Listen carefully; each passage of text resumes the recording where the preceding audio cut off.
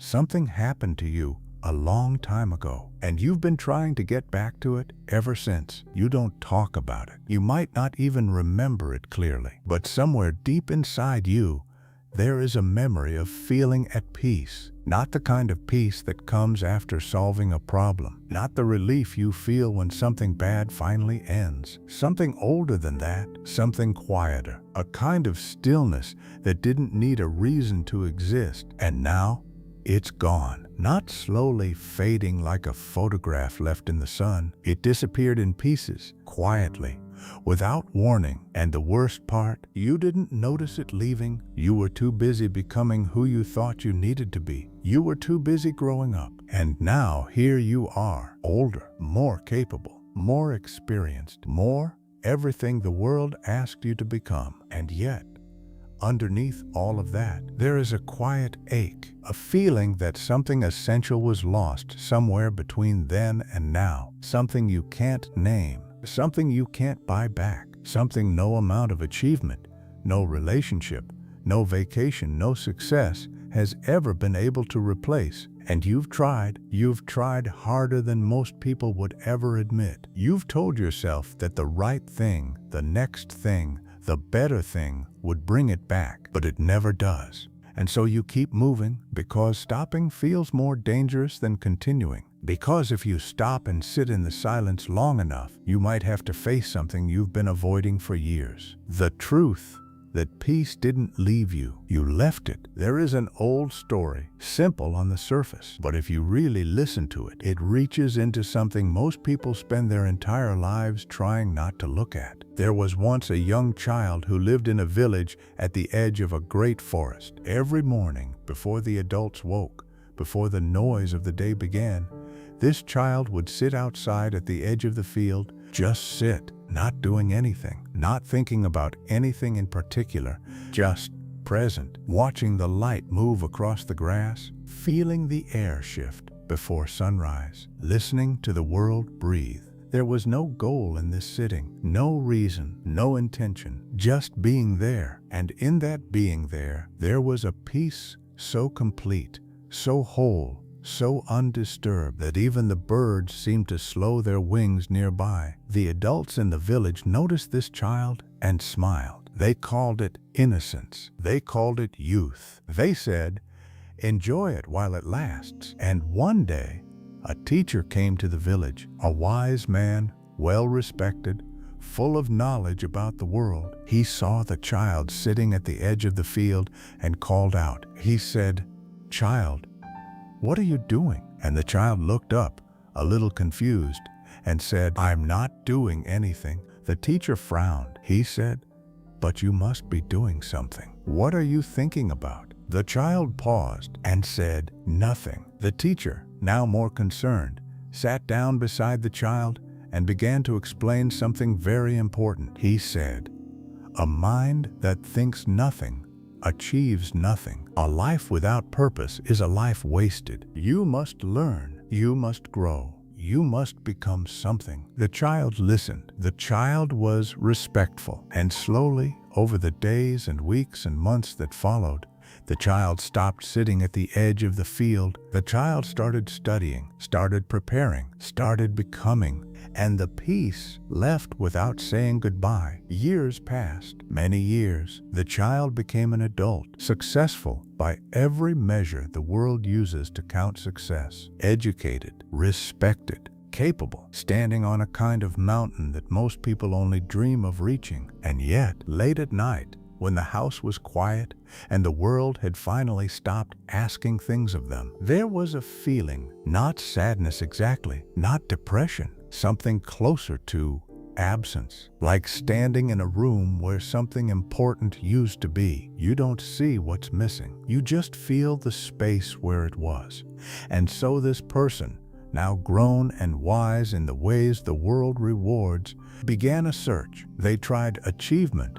They tried love. They tried travel and adventure and spirituality and philosophy. They filled notebooks with insights. They filled years with seeking. And slowly, painfully, through a kind of exhaustion that only comes after many years of looking in the wrong places, they found their way back to a field not the same field, but a field. And they sat down, not because they expected anything, not because they had a meditation technique or a timer or a goal. They sat because they were tired, because they had no more ideas, because the seeking itself had become the problem. And in that sitting, in that complete giving up of trying to find what was lost, something happened. The silence came back, not as a reward, not as a result. It came back because it had never actually left. It was there the whole time, underneath everything, waiting, like a river that runs beneath stone. You cannot see it from the surface. You have to stop drilling toward the surface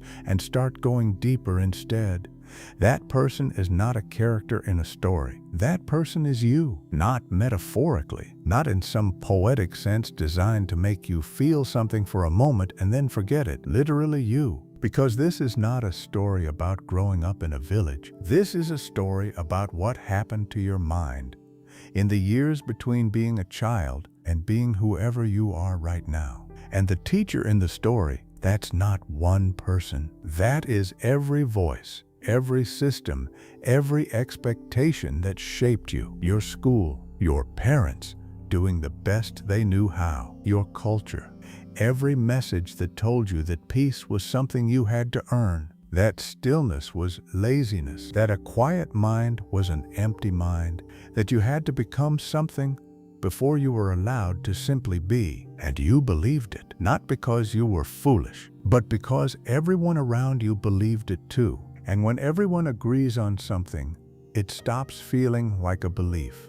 It starts feeling like reality. So you built a life on top of that belief, a real life with real things in it, real relationships, real work, real responsibilities. And none of that is wrong. None of it needs to be destroyed. But underneath all of it, something is waiting, something that was there before any of it existed. And until you find your way back to it, no amount of adding more to your life will fill the space where it used to be. Buddhism does not talk about peace as something you achieve. This is one of the most misunderstood things about the entire tradition. People hear the word Buddhism and they think of monks in orange robes sitting in silence. They think of incense and chanting and years of discipline, and they assume that peace is at the end of that road, that if you practice long enough, hard enough, correctly enough, eventually you arrive at peace like you arrive at a destination. But that is not what any of the great teachers were pointing at. The Buddha did not say,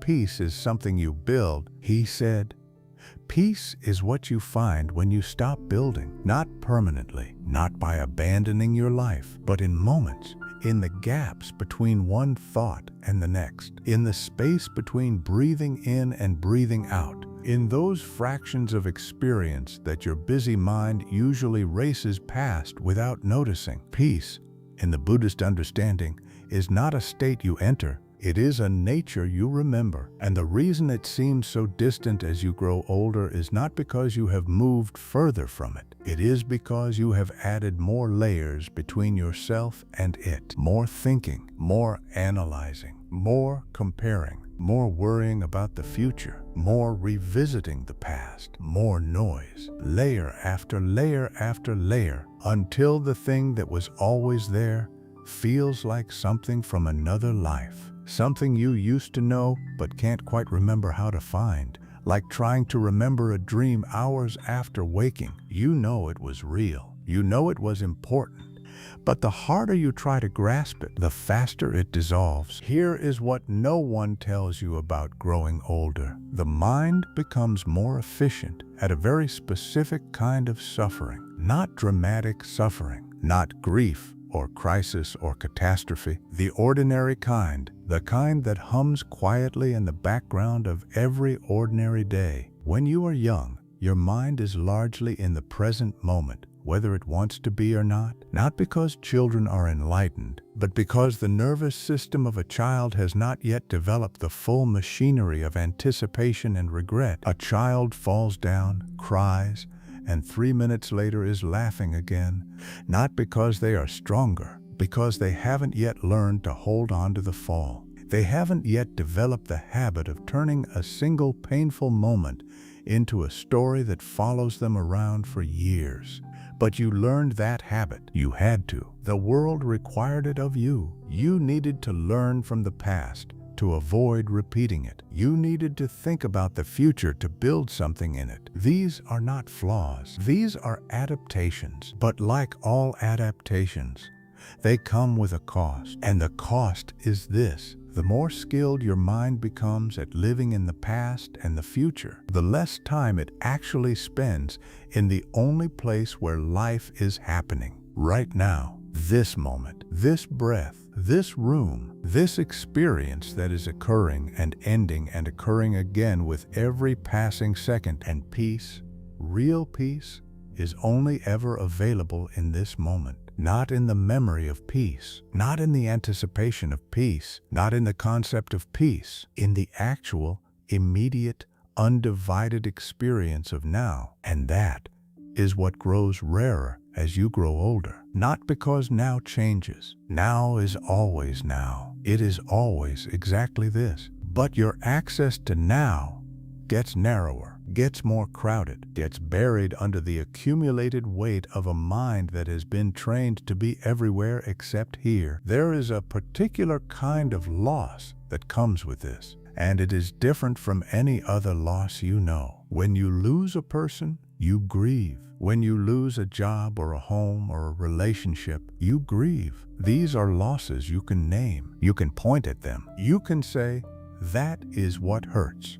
But the loss of presence is different because it does not announce itself. It does not come all at once. It happens so gradually, so continuously, so quietly that by the time you notice something is missing, you cannot even remember clearly what it felt like when it was there. You just know something is different. You just know that the world seems to have less color than it used to. That experiences that should feel rich and full feel slightly flat, that even the best moments of your life have a kind of glass between you and them. You are there, but not quite there, present in body, somewhere else in mind. And you have learned to perform being present. You have learned to nod at the right moments, to respond appropriately, to function completely. But somewhere behind the performance, there is a part of you watching all of it happen, separate, observing, waiting for the moment to end so you can go back to the thinking that never really stops. Buddhism calls this the veil of the conditioned mind. Not a moral failure, not a character flaw, just the natural consequence of a mind that has been shaped by years of conditioning into believing that thinking about life is the same as living it. It is not. Thinking about swimming and swimming are not the same. Thinking about food and eating are not the same. Thinking about being present and being present are not the same. And the gap between those two things is where peace disappears. The question that most people ask at this point is, how do I get it back? And that question itself reveals the problem. Because the moment you make peace into something to get back, you have turned it into another goal, another thing to achieve, another item on the list of things you need before your life is allowed to feel complete. And that is exactly the structure that took peace away from you in the first place. The wanting more, the needing next, the you will feel okay when you finally get there. There is no there. There has never been a there. Every time you have arrived somewhere you thought would give you the feeling you were chasing, the feeling moved. It always moves. Because it was never at the destination. It was always in the movement itself. More precisely, it was always in the moments when you forgot to move, when life surprised you into stillness, when something so beautiful or so terrible or so completely unexpected happened that for just a moment your mind stopped, your planning stopped, your comparing stopped, your narrating stopped. And in that stopped moment, there was something underneath, something clean and open and undisturbed. You felt it. In the middle of a piece of music that suddenly became more than music, at the edge of an ocean at a moment when you forgot yourself, in the first few seconds after waking, before your mind remembered what day it was and what you needed to do, in the eyes of someone you love when you forgot, just for a moment, to think about anything at all. Those moments were not accidents. They were not luck. They were gaps. Gaps in the story your mind tells about everything. And in those gaps, peace was there, exactly as it always was, exactly as it always is, ready, waiting, not requiring anything from you except the willingness to stop reaching for something else. The Buddha, near the end of his teaching life, sat with a group of monks in a garden. He did not say anything for a long time. He simply sat, and then he reached out and picked a flower from the ground, a simple flower, unremarkable, the kind you walk past without looking, and he held it up. He did not explain it. He did not speak. He just held the flower and looked at it, and most of the monks waited. They were learned men. They had studied extensively. They knew the text. They were ready to analyze whatever teaching was about to come. But one monk, a man named Mahakashyapa, simply looked at the flower. He did not think about what it meant. He did not compare it to any text he had read. He just looked, and in his looking, he understood something that could not be written in any text, something that could not be transmitted through words, something that had to be directly experienced to be real. The Buddha looked at Mahakashyapa and smiled. He said nothing, but in that silence, everything was said, because what Mahakashyapa understood in that moment was not a new idea. He did not suddenly gain information that the other monks lacked. He simply stopped for just a moment. He stopped the commentary. He stopped the interpretation. He stopped the habit of turning direct experience into a concept about direct experience. And in that stopping, he saw the flower, really saw it, not as a symbol, not as a teaching prop, not as an object to be analyzed, as a flower, alive, here, now. And in seeing the flower completely, he saw everything. Because that is what presence does. When you are fully here, every here is infinite. When you are absent from here, no amount of everywhere else will satisfy the hunger. You grew older and peace disappeared, not because the world took it from you, not because life became too hard, not because you are broken or damaged or spiritually inadequate. Peace disappeared because you learned very carefully and very thoroughly to live anywhere but now, because now is where everything uncertain lives. Now is where loss is real, where disappointment is real, where the gap between what you wanted your life to be and what it actually is becomes unavoidable. So the mind, in its great compassion for its own suffering, developed a strategy. It learned to stay busy, always planning something, always reviewing something, always preparing for what might go wrong, or replaying what already did. Because in that busy state, you don't have to feel the full weight of right now. You can hover above it. You can manage it from a distance. You can process your life without actually being in it. And this strategy works after a fashion. It keeps the acute pain at arm's length, but it also keeps everything else at arm's length. The joy, the beauty, the sudden, inexplicable, unrepeatable rightness of certain moments that pass before you can even name them. All of it gets filtered through the same machinery. The mind that learned to protect you from pain also learned to protect you from life. And that is the source of the ache. Not what happened to you, not what you haven't achieved, not what you lost. The distance, the habitual, automatic, nearly invisible distance between you and the actual texture of your own existence. Thich Nhat Hanh, one of the great Buddhist teachers of the modern era, once said something that should stop every person who has ever felt this ache in their tracks. He said,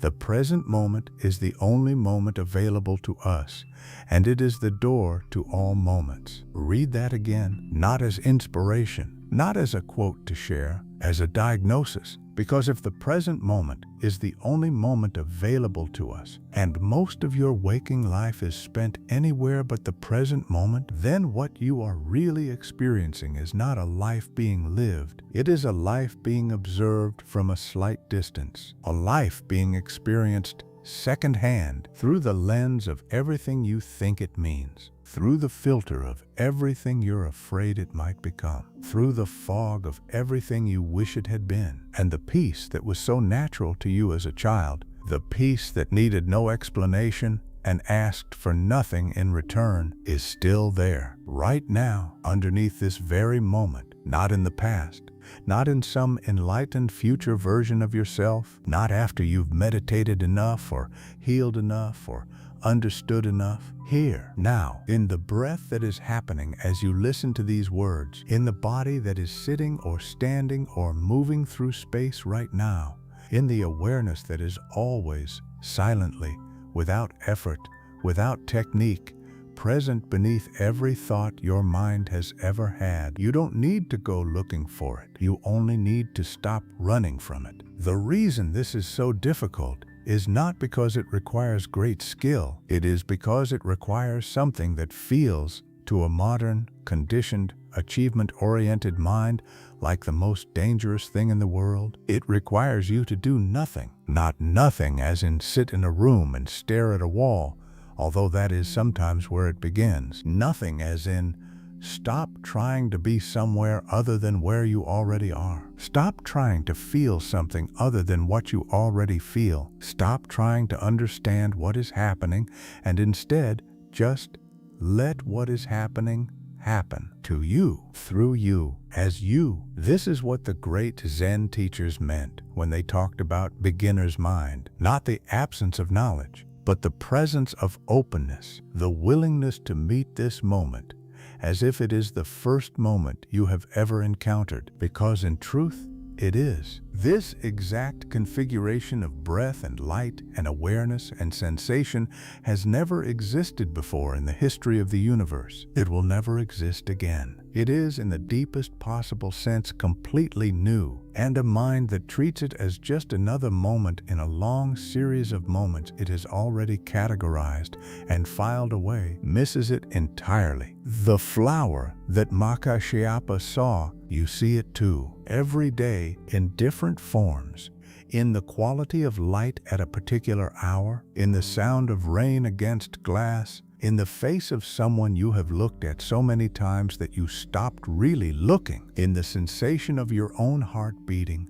quietly, without your permission, without your attention, without your awareness keeping you alive right now. These are not small things dressed up in mystical language. These are the substance of existence, and you have been walking through them like a ghost, present enough to function, absent enough to ache. The peace you felt as a child was not the peace of ignorance. It was not the peace of a mind too simple to understand what was really going on. It was the peace of a mind that had not yet learned to argue with reality. Children do not suffer from the gap between what is and what should be in the deep, chronic way that adults do, not because they have no preferences, but because their preferences have not yet calcified into demands. They can be fully disappointed and fully joyful within the same hour, not because they are inconsistent, but because they are not yet committed to any particular story about who they are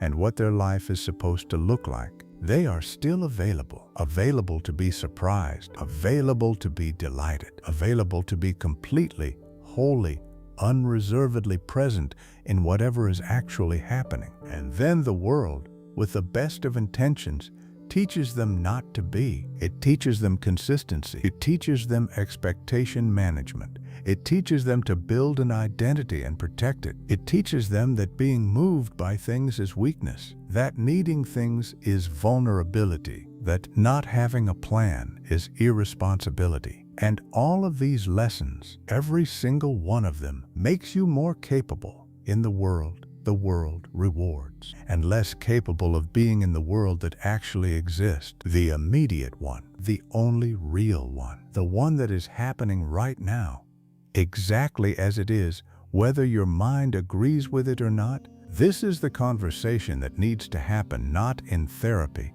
not in a workshop, not in a book you read once and put on a shelf. It needs to happen inside you, between the part of you that has been running and the part of you that knows.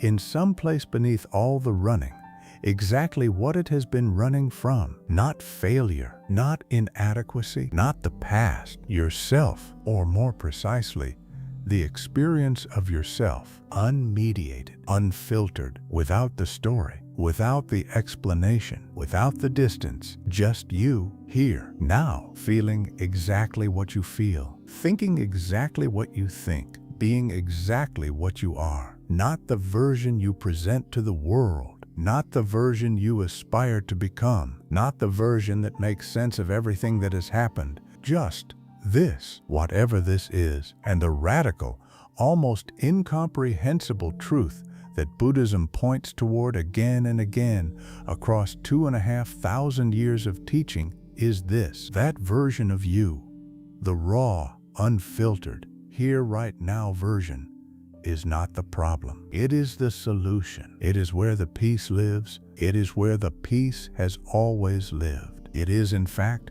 what you are, not what you will become, not what you have been, what you are right now, beneath all of it, before all of it, after all of it, still here, still present, still whole, still at peace, waiting for you to stop looking everywhere else long enough to notice. You didn't lose your peace to time. You didn't lose it to difficulty or hardship or the weight of adult life. You learned very skillfully to put it down. Every time you chose thinking over feeling, every time you chose planning over presence, every time you treated the moment in front of you as merely a means to arrive at a different moment that would finally be worth being in, every time you did that, you put peace down and walked a little further away from it, and the distance accumulated, year by year, decision by decision, habit by habit, until peace felt like something that belonged to a different version of you, a younger version, a less complicated version, a version that no longer exists. But here is what that story misses. The version of you that was at peace was not peaceful because they were young. They were peaceful because they had not yet learned the habit of being absent from their own life. And habits, even very old ones, even ones that have been practiced for decades, can be unlearned. Not quickly, not easily, not by trying harder, by trying differently, by noticing just once, in just one ordinary moment of one ordinary day, that the peace you've been looking for is already here. It was always here. It is here right now, in the breath you just took, in the stillness that exists in the half second between one thought and the next, in the awareness that is listening to these words right now. That awareness, that simple, open, effortless noticing, that is not a tool for finding peace. That is peace. That is what peace actually is. Not a feeling, not a state, not a destination, but the awareness itself, the silent, witnessing presence that has been watching your entire life unfold, that has been there through every age, every loss, every achievement, every failure, that has never grown tired, never grown bitter, never grown old. That is still here, exactly as it was when you sat at the edge of that field before the world started teaching you to be somewhere else. And even now, as these words end, another moment is already here, not waiting, not approaching, here, this one, right now. Did you feel it?